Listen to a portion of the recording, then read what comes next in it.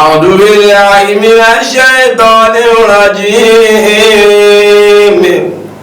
بسم الله الرحمن الرحيم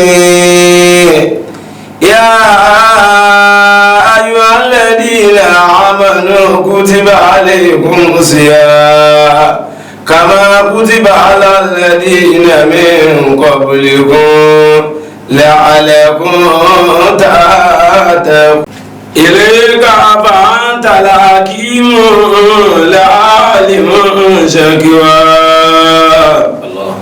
وأنت الذي تدري السرائر والنجوى ذلك بالكتب التي منك أنزلت وبالمرسلين منقذين من البلوى وبالعلماء العاملين بعلمه وبالأولياء سالمين من الدعوى. الحمد لله رب العالمين الرحمن الرحيم مالك يوم الدين إياك نعبد وإياك نستعين اهدنا الصراط المستقيم صراط الذين أنعمت عليهم غير المغضوب عليهم ولا الضالين آمين. وصلاة وسلاما على سيد الوجود المختار المصطفى المدثر المزمل نبينا محمد صلى الله عليه وسلم وعلى آله وصحبه وسلم. Aki Ọlọ́run alhamdulillah, ọba tó dá gbogbo nǹkan yányá tí ó ṣẹ́kù kankan, gbogbo nǹkan ló dá, gbogbo tó fẹ́ dá náà ló dá, ó parí iṣẹ́ rẹ̀. Ẹ̀rí pé bàtà nàbí sọ̀rọ̀ pé khairul a'mali khawatimuhu, iṣẹ́ tó dájú náà níṣẹ́ tí yẹn sì téèyàn parí, ọba tó ní wá parí iṣẹ́ rẹ̀ tí ò kú bí kan. Aki Ọlọ́run lérí rẹ̀ o alhamdulillah, aki Ọlọ́run lérí rẹ̀ o. Ètí wọ́n pariwo lé lórí yẹn náà tí ò bá dá ìbànújẹ́ kò lè sí dùnú, tó bá dá dùnú tí ò sí ìbànújẹ́ kò lè gbé, gbogbo rẹ̀ náà lè máa lọ bákan náà. Ibi tá ti ń sunkún nísìnyí kìí ṣẹkún nìkan ní bẹ́ńbẹ́, ayọ̀ bẹ́ńbẹ́ náà, ṣùgbọ́n ìtísà tí àfẹ́ kó máa ṣẹlẹ̀ lásìkò yẹn náà ní í ṣẹlẹ̀. Gbogbo mi tán sì ti rẹ́rìn tán ti ń yọ̀ láyọ̀ dùnú, kìí ṣayọ̀ nìkan náà ní bẹ́ńbẹ́, ìbànújẹ́ náà ń bẹ́ńbẹ́. Ṣùgbọ́n ìtọ́ lọ́n fẹ́ kán máa ṣẹlẹ̀ lásìkò yẹn náà ní pé kán máa rẹ́rìn kán máa dùnnú tó àtàyè tó máa bá wọn dùnnú bí ìgbà tí ò sí ìbànújẹ́ lára wọn. Ọba tó ṣe léyìn kulla yawmin huwa fi sha'ni, òun náà lọ́ba tí máa ń ṣe bó ṣe wù gbogbo gbà, la yaz'alu amma yaf'alun, ẹni ọba tẹ́nìkan ò ní bi léèrè tó bá ṣe. Ọlọ́run akí ọ o, àyìn ọ o, títóbi rẹ o, lérí iṣẹ́ rẹ ní gbogbo tó dá o. Lẹ́yìn tá a kí Ọlọ́run, a fún ní ìwọ rẹ̀.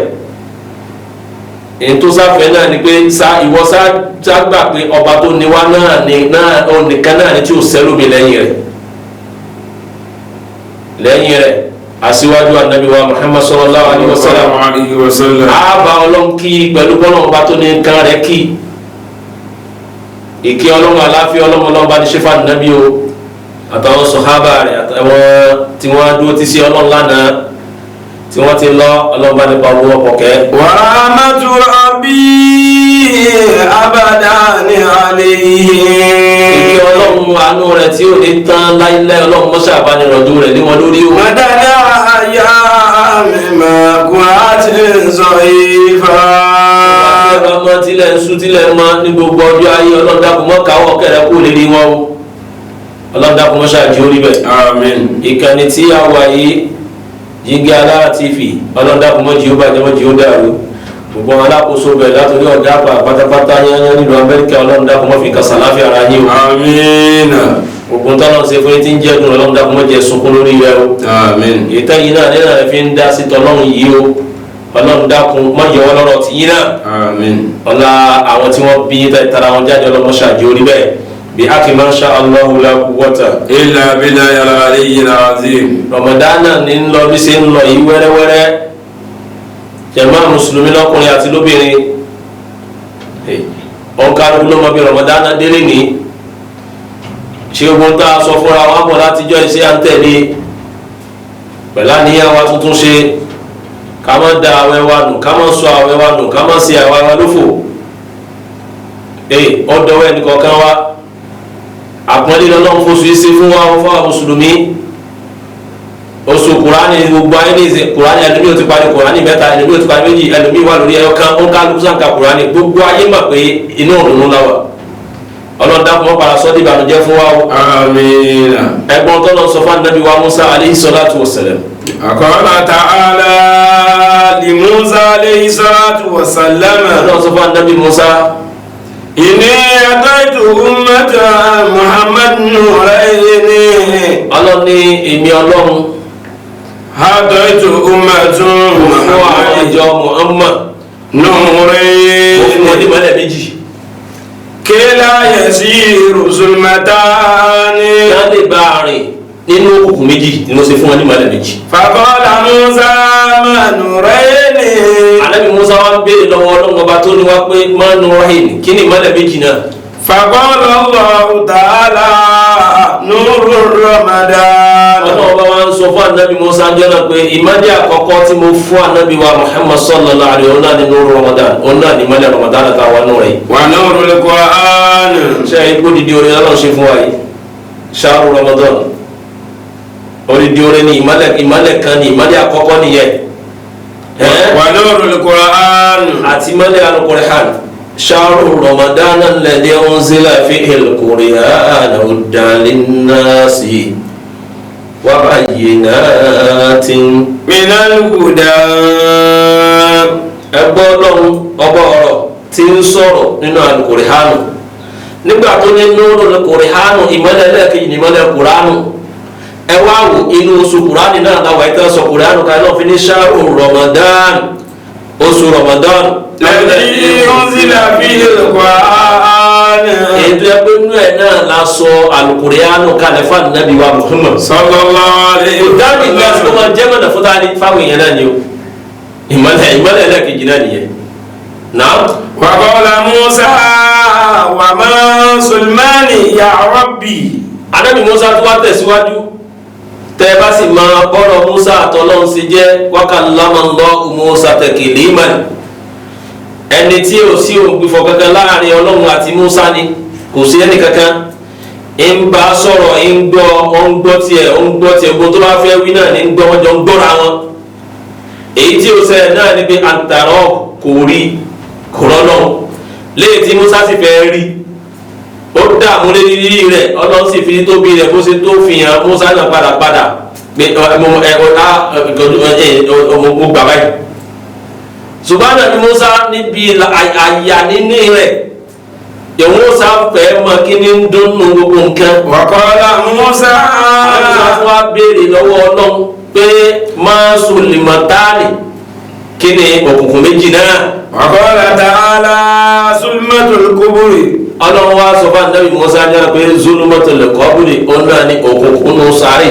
wa zulmatu yawmil qiyamah. àtòkùnkùn jọ́ gbẹ̀ǹdẹ̀ àlùkìyàwó náà sórí orin tó ń kọ́ yẹn pé lẹ́yìn ikú sáré àánú rẹ̀ ṣe mí ó jẹ́ ṣiṣẹ́ rẹ̀ kó wárí ìjọ tó dábàá kú láyé tó bá gbénu sáré ilẹ̀ ìjọ náà máa ń lágbára ilé kọ̀ọ̀kan fún wọn tí ó mọ bí ó ṣe jù sílẹ̀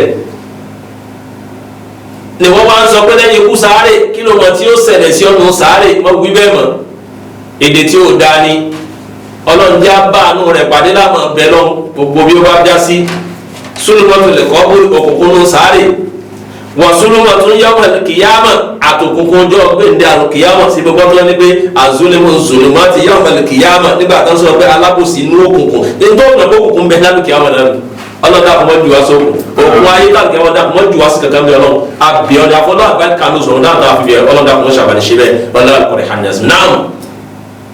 wa'lam bi annaka la yanalu sawaba hatta takuna tasumu wa tasumnahu. àlẹ́ lẹ́sàn yẹn àfi ká gbá àwẹ̀ yẹn bá ṣe fẹ́ ká gbẹ̀ wá ta súnmù ká sì máa sọ. a máa sọ ni ńláàfin ní ládàá àwẹ̀ tá a fẹ́ gbà yẹn láàfin lẹ́sàn rẹ̀. àwọn ọlá tí wàá ń bẹ fún oṣù tá a wà yìí. وأن الله تعالى ọlọ́wọ́ bá àníkí ọlá tó ní wá dáadáa ọlọ́wọ́ bá náà. أضعفه لنفسه ó ti lékún fúnra rẹ̀ ó ti ṣàlékún yẹn lọ́dọ̀ ara rẹ̀. كما قال في الحديث القدسي gẹ́gẹ́ bí ó ṣe sọ nínú àdíìsì kúdúsí. كل عمل ابن آدم له gbogbo sí ọmọ ànábì ádámù pátápátá yẹnyẹn òun ló ní. إلا صيام àyàfi àwẹ̀ nìkan. فإنه لي torí pé ọlọ́run ní èmi ọlọ́run ni mo ní àwẹ̀. وأنا عاجز èmi به ní sì san kálukú lẹ́san. so kó wa máa rántí ẹ̀ tiẹ̀ ní kó rán. lágbájá gbààwẹ̀ àwọn ẹ̀ ti bàjẹ́ ẹ̀ ti wò kú ó ti kíní kan rántí ẹ̀ fi ilé àtọ́lọ́n tó dáadáa nǹkan pọ̀ tó ń gbààwẹ̀ bó gbàdá ọlọ́run bá tó bí ó gbàdá ọlọ́run bá tó ọlọ́run tí ló ń lò ní òun sì sẹ̀sán ẹnìkan ò sí lè sun ká rẹ̀. العمل كله تضاعف بعشر أمثالها bá sì ṣe bí aṣèré àmùsálì ha tó bá ṣe kan mẹ́wàá awúrẹ́ náà ni wọ́n fi san lẹ́sàn. إلى 700 ضعف tó láti ẹ̀ tí wàá máa lọ sí 700 ẹ̀san àdìgbèlé ni wọ́n mọ̀ fún ọ. إلى صيام àyàfi àwọn ẹnìkan. فإنه لا يخرج torí pé láyé hasudọ̀gba torí pé òní ó ń kà pé iye tí wọ́n fún ọ rẹ̀ tí wọ́n fún ọ tí ó في fi هذا العدد tí kò ló ń kà rárá. بل يضاعف الله عز وجل gbogbo ọlọ́wọ́ bá alẹ́kẹ́lá yóò mọ ọlọ́wọ́ mọ sàdìgbèlé ẹ̀san أضعافا كثيرا ládìgbèlé tó pọ̀ gan. بغير حصر عدد láyé ní sùnká rẹ̀ pé déédéé tó tiẹ̀ wá torí. فإن الصائم torí pé dáadájọ́ aláwẹ̀ ما صبر tó bá ń ṣe sùúrù. فقال تعالى àwẹ̀ yahtaju ila sabr as-sawm yahtaju ila sabr àwẹ̀ ó ní í ṣe pẹ̀lú sùúrù ó ní bùkátà sí ká ṣe sùúrù aláwẹ̀ gbọ́dọ̀ ṣe sùúrù dáadáa sùúrù náà làwẹ̀ o torí tí ò ní sùúrù ò lè gba àwẹ̀ aago mẹ́fọ́ ní tíbi tẹ́lẹ̀ òjò ẹgbẹ́ tiẹ̀ tí tó ga tí ò ti ta tí àti tó sínú ní ọ̀nkàlùkù ẹ̀ ti mọ̀ lóhùn wọn. وقال تعالى في القرآن الكريم nínú àpàlẹ́ alápàlẹ́. إنما يوفى الصابرين أجرهم بغير ọlọ́ni حساب dájú ẹ̀san táwọn san fáwọn asọ̀bìrúnà àwọn onísùúrù táwọn ṣẹṣẹ irú táwọn dandan ní pẹ́ṣẹ̀ àìrú wọn yẹn ẹ̀san táwọn fún wọn. أجرهم بغير ẹ̀san kan ní pẹ́pẹ́ bí حساب gẹ́rì ìsà òun ní láì ní ṣèṣì rọṣẹ́ ẹ wo dídí ẹ̀san torí pé jọ́tọ́ lọ́wọ́ bá tó ní wá ti dá sùúrù ló ti gbé mi kò sẹ́ni tó lè ṣe sùúrù rẹ̀ gbogbo ẹni tó lọ́ọ́ bá wá yọ̀ǹda fún nínú rẹ̀ pé orin tọkàn rẹ̀ kọ̀ ó tẹ̀ mọ́ra orin tọkàn rẹ̀ kọ̀ anábìyẹn tó bá gbọ́ létí tó wà ń lọ àwẹ̀ sásọ wọn pé ìní sọ ìmùsẹ́wọlé síbẹ̀ èmi gbà wẹ̀ tèmi o sì nígbà tí ì padà sùúrù náà. الصوم جنة àwẹ̀ ìṣọ̀kan ló jẹ́ ووقاية من الساعات ó sì jẹ́ ìdáàbòbò mina sahawati kúrò níbi àwọn adùn ìṣọ̀kan ló jẹ́ àwẹ̀ nìyẹn nínú àwọn ọ̀la nìyẹn. الصوم àwẹ̀ جنة ووقاية من الذنوب ó tún wá jẹ́ ìṣọ̀kan ààbò kan kúrò níbi àṣẹ من العوف níbi ìpayà والرفازة àtàwọn àìdá ọ̀rọ̀ búni ìṣe búni. فإنه والصيام جنة وإن كان يوم الصائم àwẹ̀ ó jẹ́ sọ إذا كان يوم الصوم kódà kó jẹ́ tó yẹ gbàwẹ̀ أحدكم فلا رفاث ẹnìkankan nù yín tó gbọ́dọ̀ sọ̀rọ̀ tí ó dáa. ويومئذ لا يحزن فإن سبب أحد يومه ẹnìkankan wa tá a bá ti gbàwẹ̀ pálawẹ̀ ní ọ́ ìmọ̀ sọ̀rọ̀ tí ó dáa mọ̀ wùwà tí ó dáa mọ̀ bá wọn sọ̀rọ̀ ẹ̀yìn mọ̀ ṣàbòsí kò lè bá lẹ́san àwẹ̀ tó ń gbà yìí. إن الصيام dájúdájú àwẹ̀ سبيل إلى الجنة ojú ọ̀nà kan ní ila aljannati tí ó máa júwe wa tí ó máa tọ́ka wa lọ sínú àlùjánnà. wa qad qala nabi sallallahu alaihi wasallam. ànábì wa Muhammad wa sọ báyìí wípé. ma siyamu ibtiga wajhillahi khatimun máa ń sọ́ọ̀mọ̀ ẹni tó bá gbáwẹ̀ ibtiga ìwádìí ìláì tó gbáwẹ̀ láti fi wáyọ̀ Ọlọ́run láti fi wọ́ọ̀rẹ́ Ọlọ́run. khatimun lahum tó gbáwẹ̀ torí Ọlọ́run. dakhala aljannata. irú ẹni bẹ́ẹ̀ tó sọ apáyà ẹ̀ náà torí tọ́lọ̀ tí yóò ṣe àti yóò ṣàìdá tí yóò sọ̀rọ̀ tí yóò dá tí yóò wá tí yóò dá dakhala aljannata ànábì ni yóò wà àlùjánnà. wa qala alayhi salatu wa sallama. man amana billahi wa rasulihi. ànábì ni ẹ̀ ń bá nígbàgbọ́ pẹ̀lú Ọlọ́run ẹ̀ ń bá nígbàgbọ́ pẹ̀lú ànábì wa Muhammad pẹ̀lú àwọn òjíṣẹ́. wa aqamu salata. tírú ẹni bẹ́ẹ̀ ti ń gbérun dúró. wa atu zakata. tírú ẹni bẹ́ẹ̀ ti tún wá yọ zakanu tọ́lọ́ wọn bá bùn ún lárísìkí lóore lọ́rọ̀. wa sama ramadan. tírú ẹni bẹ́ẹ̀ wá ń gbààwẹ̀ Ramadan ibi tá a wà nù rẹ̀ yìí. kana haqqan ala Allahi. ọlọ́wọ́ bá ní ànábì ní ọlọ́wọ́ bá ń sọ di ìwọ ẹ̀tọ́ fúnra rẹ̀. an yudkhilahu aljannata. láti mú ẹni bọ́ wà nìyẹn torí pé dédé tọ́lọ̀ ń pa á láṣẹ lófin tí ó múná Ọlọ́run yọ sí tí ó múná Ọlọ́run dùn náà ló ti ṣe yẹn ló ti ṣe yẹn ó gbààwẹ̀ ó ń gbẹ̀rún dúró ó yọ sàkà ó ń ṣe dáadáa ọlọ́ni àkànnà àkọlọ ọlọ́ni máa sọ ẹ̀ sọ́dọ̀ ọ̀rọ̀ yẹn ẹ̀tọ́ fúnra mi láti mú ẹni bọ́ wà nìyẹn náà. so kò dẹ̀ sí níta torí gbogbo nǹkan iná ṣe iná ni pé níta bẹ́ẹ̀ náà ni pé ká gún lẹ́rìí ìgúnlẹ̀ yìí kan òsì kọjá àlùjánnà lọ náà. inna as-sa'imu dáadájú aláwẹ̀ ẹni tí ń gbáwẹ̀. yashfa'u li sa'ibihi. sórí àwẹ̀ tó ń gbà yẹn nínú àwọn ọ̀la tí ń bẹ fún nìyẹn yashfa'u li sa'imi sórí sọ ibi àwẹ̀ tó ń gbà yóò tún wá máa jẹ́ olùṣìpẹ̀ fún ẹni tí ń gba àwẹ̀ yẹn. yawmal qiyamati. tó bá dijọ́ gbé dàrú kíámà nínú ohun tí ó tún síbẹ̀ fún ọ níwájú Ọlọ́run jọ̀gbà kíámà àwẹ̀ bẹ́ẹ̀ àwẹ̀ náà ló mójútó yìí àwẹ̀ náà ló gba dáadáa yìí àwẹ̀ náà ló tún ṣe jáde bàbá nínú àwẹ̀ ló tún jọ̀sán nínú àwẹ̀ ẹnu rẹ̀ ò tún dúró nínú àwẹ̀ ẹnu rẹ̀ ò tún dúró so ó dọwọ́ ẹnì kọ̀ọ̀kan wa. wa qala nabi sallallahu alayhi wa sallam. ànábì tí kí adúlá náà sọ báyìí pé. qala siyamun wal qur'an. ó ní àsìyámù àwẹ̀ tá ń gbà yìí. wal qur'an. alukurani tá ń ka alukurani tá tó ń ka ńlọ ń bọ̀ ní gbogbo àyè ni wọ́n ti ka kurani. àti ẹ̀sẹ̀ sọ kódà akẹ́kọ̀ọ́ tó mú tiẹ̀ dání ibi tó bá ka mọ́ náà ni ó ti wọ́n ka láti sàpọ́nlé oṣù táwọn ẹ̀ tọ́jà kó sùn náà wọ́n sọ̀kalẹ̀. yashfa'ani. ó ní méjèèjì àwẹ̀ àtàlùkùrẹ́hàn yashfa'ani.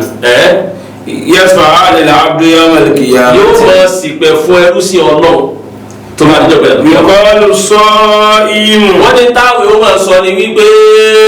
ya rabbi. ilé Ọlọ́run ọba o. man'amahu tahamu. man'amahu tahamu ẹrú rẹ̀ man'amahu tahamu olóúnjẹ ó gbélé kò jẹ. wa sha'awati bin-nahari. kódà ó tún rí adùn bó ṣe ní lọ́sàn ló tún ìyàwó rẹ̀ pé omi ló dá yìí man'amahu tó kọ̀ fún ìyàwó rẹ̀ kò tó súnmọ́. fayambaghi fihi. so gbogbo nǹkan ló pati nítorí pé ń gbáwẹ̀ olóúnjẹ kò jẹ ó rádùn kò súnmọ́. wa yaqulu al-qahhana. wọ́n ní nígbà tí àwẹ̀ tó bá sọ báyẹn tán yóò wá fẹ́ Ọlọ́run bá ṣe pé kó ṣe pẹ́ fún un. wọ́n ní kùránì náà dátà ìbá sọ tiẹ̀ tán àlùkùránì náà tún wá sọ tiẹ̀. man'amatu an-nawmi bil-layli. yóò ní Ọlọ́run ẹrú sí rẹ̀ lórí tí gbogbo àwọn èèyàn sùn tán hàn kùránì ò já lọ́wọ́ rẹ̀ kùránì ní ń kà gbogbo òru rẹ̀ ní fi ń wí ọ̀sán rẹ̀ ní fi ń kà Ọlọ́run fayashfa'u fi. Ọlọ́run tó wá sọ fọlọ pé tọ Ọlọ́run wọn bá ń ṣìpẹ̀ fún bá ń yáfi rẹ̀ bá ń ṣàánú rẹ̀ ẹwúrí tá a sí àwọn àjọ Muhammad sallallahu alayhi wa sallam. ẹwú dídí orí tá a sí ẹniwó orí náà rí lórí o tó bá rí lórí ni ó mú tó mójú tó jù báyìí lọ ọlọ́mọdé ó pẹ́ kó tó yí wa. as-sawmu fardun min ar-rahmani awjabahu. as-sawmu minar rahmani awjabahu. As-sawmu faridun minar rahmani awjabahu. Àwẹ̀ faridun ọ̀ranyàn Ọlọ́run ni minar rahmani látọ̀dọ̀ Ọlọ́run ọba oníkẹ́dẹ́ ni awjabahu. ọ̀ranyàn ni kìí ṣe nìkan ló design yẹn fún wa, kìí ṣe nìkan ló polówó ẹ̀ fún wa, inú rẹ́díò kọ́ láti gbọ́ newspaper kọ́ ló gbé minar rahmani látọ̀dọ̀ Ọlọ́run ni ó ti dọ̀ranyàn fún wa. Fama yudriku falyasum. Gbogbo àwa tọ́lọ̀ wá ní kí tọdún yìí kó ṣejú wa ká wà nù rẹ̀ báyìí ọ̀ranyàn náà ní ká gbà gẹ́gẹ́ bọ́lọ̀ sí fẹ́ àtòfin abẹ́lọ̀ nínú àdúgbò àfọ̀jọ́ yìí sàṣemọ́. Àmín. ọ̀pọ̀lọpọ̀ ọlọ́run jákòó jẹ́ àṣìláyò. Àmín. ọ̀làlùkùnrin àyíkáni táwọn ẹni ń gé aláwọ̀ náà kò mọ̀ jẹ́ ó bàjẹ́ mọ̀ jẹ́ ó dà o. gbogbo alákòóso rẹ̀ ọlọ́run náà kò mọ̀ dọ̀rọ̀ rẹ̀ rú. ẹni tí ń ka ohun wálẹ̀ alájà wa blessing ọlọ́run mọ̀ dọ̀rọ̀ rẹ̀ rú. ọlọ́run bá ní fíláyà balẹ̀ ọlọ́run bá ní ṣàánú ẹ̀ bá ní dúró tì bá ní wà pẹ̀lú ẹ̀ la hawla wala quwwata illa billahi al-azim. A'udhu billahi minash shaitanir rajim. Bismillahir rahmanir rahim. Ya ayyuhalladhina amanu kutiba alaykumus siyam kama kutiba alal ladina min qablikum la'allakum